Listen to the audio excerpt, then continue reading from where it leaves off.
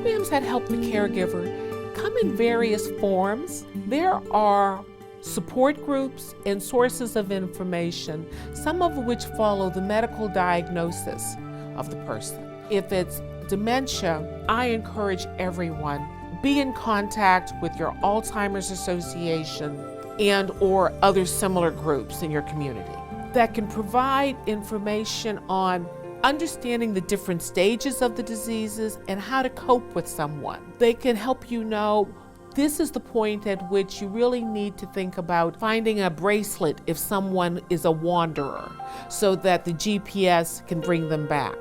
Or, though they cost a few $100s, have a GPS device embedded in the sneaker so that if the person wanders, they can be found and brought back home safely. They also can help with understanding how to help a person use their memory.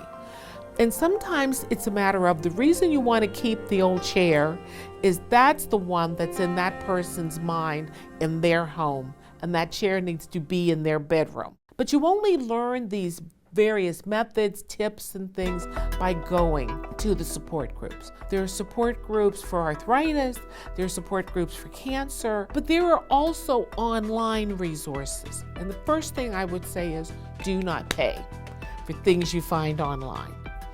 There is a tremendous amount of free resources.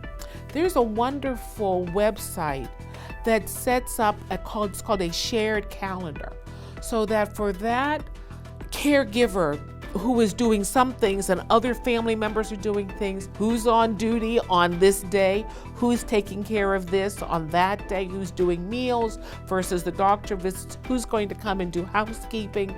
So it's a way to keep information organized. Or if not, you can create a simple schedule.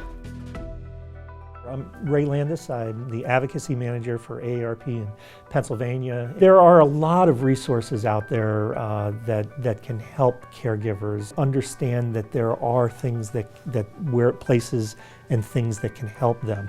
We have what we think is an excellent resource on the AARP website, which is actually a caregiver resource center, which can direct people to areas where they can get help in their own communities by putting their address and their zip code in and getting them connected to facilities and to agencies in their area that can help them provide some kind of home care if they need it, or get advice on caregiving. People are welcome to call the Area Agency on Aging, and we can provide, since we're a public agency, information that's neutral, that's factual.